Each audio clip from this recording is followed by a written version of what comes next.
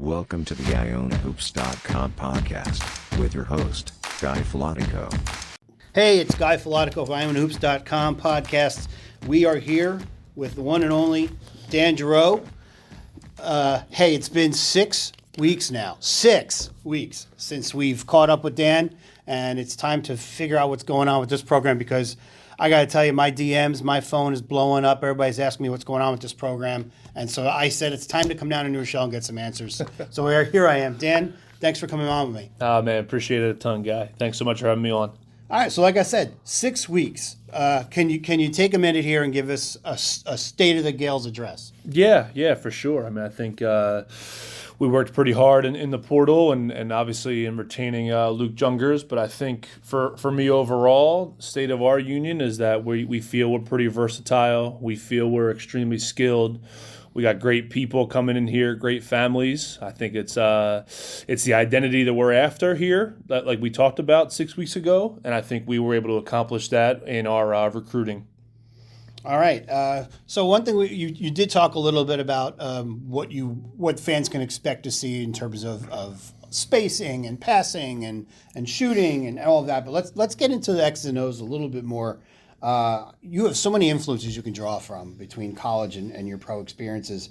What can we expect to see from an offensive perspective and from a defensive perspective for this team in terms of X's and O's? Yeah, I mean, I think we'll start defensively. I think we're just going to be super versatile. We're going to have a lot of tools in our toolbox. We got a lot of weapons on defense, which I know is, a unique way to say it, but I think that's what we were after is how do we, with all this skill and shooting, and we'll get to that in the offensive end, defensively, we're going to be able to play a lot of different types of ways, which I think is critical for our non-conference slate, the MAC, and then when you're in Atlantic City, you got to be able to be versatile there. And I think that's critical for where we're at and what we're building. I think offensively, we can flip to that side and think about the same thing. We got weapons. We have shooters all over the place. We have a lot of skilled playmakers, decision makers, which is what we were after. I think Denver Anglin's going to be our lead guard and be able to lead that charge right away. But I think as we develop these other guys and develop our identity, Keyshawn Williams will play downhill. He's already proven he can do that.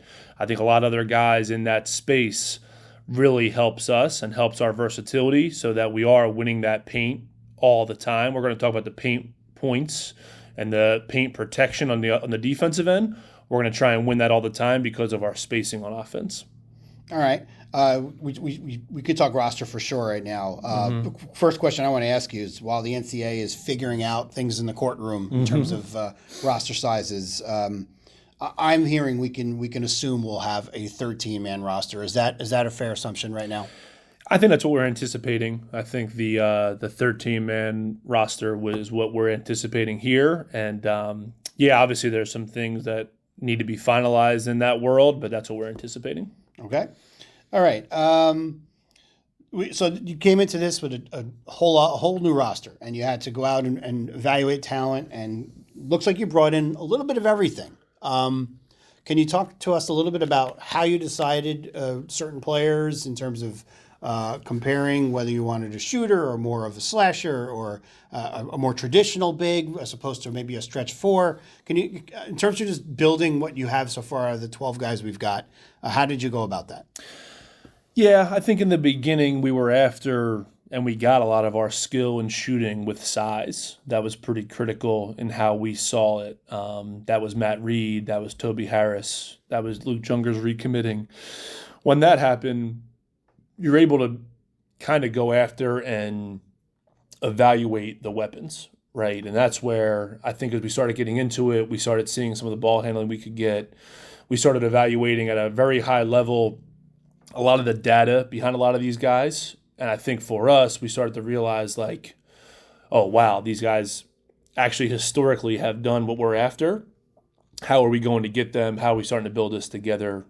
How are they saying yes to Iona? And I think that was critical for us. Then you start to put in the variety and the versatility. And to me, that's where we started to get more weapons on both sides of the ball, offensively and defensively. And I think that was critical as we got, as you get Chase Cormier as an offensive weapon and he's a defensive weapon as well on the basketball. That's one of the parts that I think is very underrated for him. It's the same idea as when we get Khalil Badru and Kozi Akametu. Like, those are critical right on off the jump. You see them as defensive weapons. I see them as, with the space and skill we have, all of a sudden offensively they can make a jump right away. That's kind of where we started to see this versatility happen. That's where you get Lamine Sabali, and you see, in my opinion, he was playing out of position at Incarnate Word, and that's where we get him in our world. And now all of a sudden we're versatile. We can play bigger. You know what I mean? We can play some different lineups with him and Matt Reed out there. That's where our mind goes as we're evaluating the data, evaluating the film, and evaluating how they fit here. And then the last part, which to me is one of the biggest parts, is the type of people they were, the type of families they're coming from, the type of personalities they have. They got to fit, like I talked about. Iona deserves this new model and this new idea, but the real deal is, like, Iona deserves these type of people in this program. And that's where I think we hit it out of the park with that. Okay. So just to dive into that a little bit deeper, I'm a typical fan, and we all look at the roster, and one thing that I've been getting messages about, and I've been wondering myself, as, boy, you look at this roster, and like you said, we have guys like Sabali and Reed and Harris, but we don't have what would describe as a true five, a true center. So everybody's like, well, are we going to get a true center? Are we going to get a true center? So you're basically saying the analytics are showing you that we probably have the tools we need without having a traditional five-man.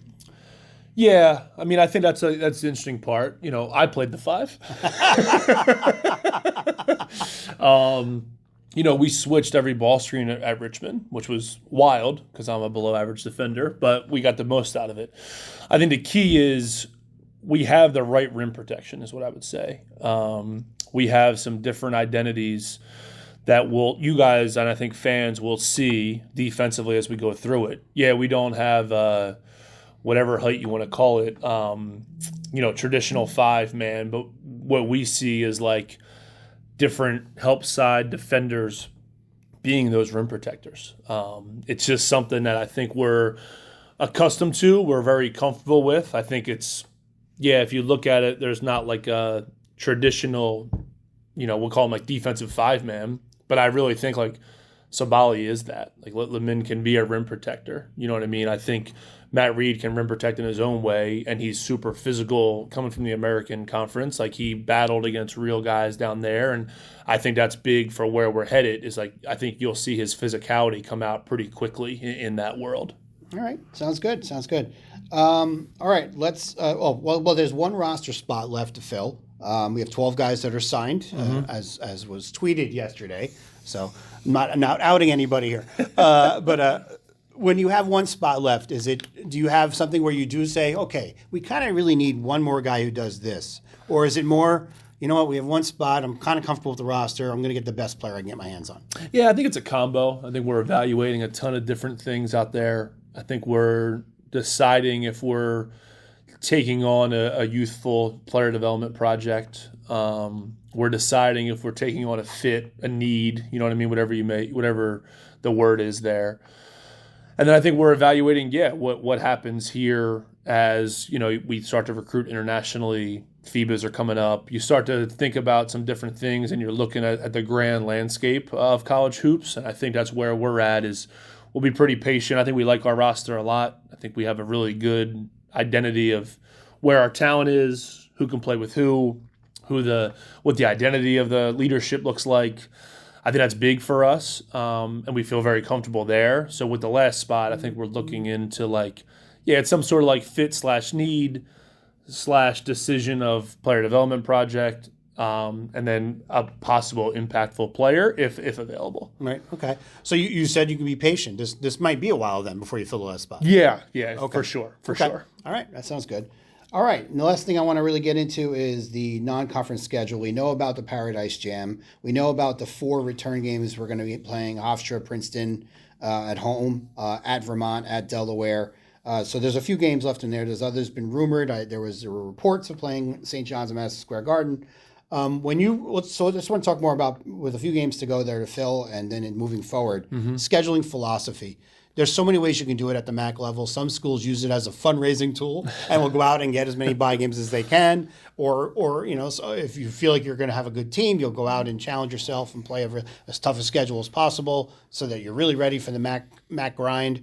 Others will just kind of say, all right, well, we have a kind of a young roster we want to build. We'll schedule a little down maybe and just kind of get some wins, make feel a little better. What is your philosophy in scheduling?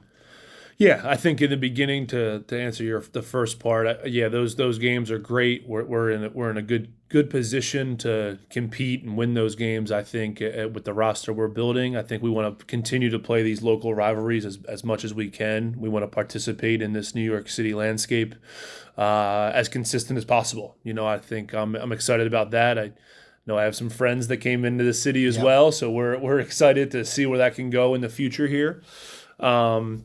And then I think, philosophy-wise, it's all about, to me, prepping our team. And like we talked about, our roster is so versatile. So I want to play a lot of different styles of play. I want to play against, and we're very intentional in who's bringing in what players from the portal, from the returners. We're very intentional in who we're playing style of play-wise. We want to play against low-paced teams. We want to play against high-paced teams. We want to challenge ourselves in that world. So we're prepared for a lot of different ways to play, and we can get real evaluations, data, and real feedback on where we're at as a team. I think if you schedule one way all the time, that's fine. Other teams figure that out as well, so they know what you're after and what you're trying to schedule-wise. Our thing is to continue to be that versatile, because no matter what we're doing and wherever we go, the idea is, you got to play those 3 games in March in Atlantic City. Yep. And the next piece is when you get to the NCAA tournament, you might have to play 2 different styles, 3 different styles in that same game. Those tournament games are long, the media timeouts are long. If we have different, weapons to go to and different versatile lineups and style of plays that we can even do ourselves, I think that's where our identity, our mindset of how we schedule goes into all that. Creating as much versatile opportunities as we can, and that's how we'll always play. Okay. Do you like the idea of playing in these events like Paradise Jam?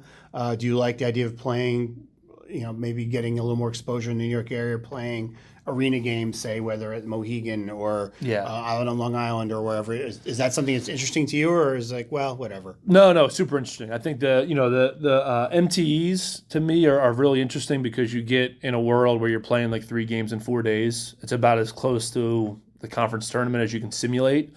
I think a good idea for us going forward is to play them at Barclays, or if the Garden hosts them. You know what I mean? Where it's local, it gets the Iona faithful out in the city. I would love that. I think our fan base would love that as well. And then same idea, playing in Long Island or Mohegan Sun, same deal. Playing those 2-game events, give us a little, like this is a 3-game event this year. And with us playing 20 conference games, it kind of limits our non-conference opportunities. I like the idea of having the 2-game event, because with the 20 conference games, now you have 9 more non-conference games that you're scheduling more home games for, an extra home game, an extra neutral site game, whatever it may be. I think as I'm studying the history of Iona's schedule, that's something that'd be critical for us going forward. All right. Last question I have for you. We have a new program right now, completely different approach, new coaches, new system, new players. Same old fans. So we have no idea what to expect. Tell Iona fans what they can expect this year. Yeah, I mean, I think the whole deal is the energy in this arena, the energy in this university. I think, to me, it's palpable being here every day. The belief is and the support has been unbelievable for me personally. I think what we can see on the court is going to be like that hard playing, tough minded, rugged defense that teams are going to have a hard time scoring against us, and then being able to play in transition, play in that pace mindset. But when we're playing that way, it's, to me, where you'll see a lot of like joy and energy on offense. That ball is going to be moving. We're going to get a ton of threes up. We're going to get a ton of rim opportunities. We're going to win the paint pretty consistently. I think that's something that we'll see right away. And I think, to be honest, like, that'll be the energy that the arena feels, is our spirit, our people, and even like our coaching staff and the way we're kind of approaching this thing. I think that'll be something that gets everybody out of their seats pretty consistently, is how we're approaching that and how this thing's going to look. All right, Coach. Well, thank you for taking the time to update the fans on what's going on. I think, we're just into May right now, and it's still a long time away. Probably feels like it's much closer to you to have, October and November knocking on the door. But for the fans, it's like a long waiting period. So these kinds of updates are great for us, and appreciate your time. Oh man, anytime, Guy. We appreciate it a ton, and obviously we're loving it here, and we're excited to get this thing going. So go Gales. As are we. Go Gales. Thank you very much. Thank you for listening to this edition of the IonaHoops.com podcast. This podcast is a production of IonaHoops.com and its publisher Guy Filotico. The opinions shared during this podcast are those of Guy Filotico, IonaHoops.com, and any featured guests. This podcast is not affiliated with Iona University Athletics or the university itself. Thank you for supporting IonaHoops.com.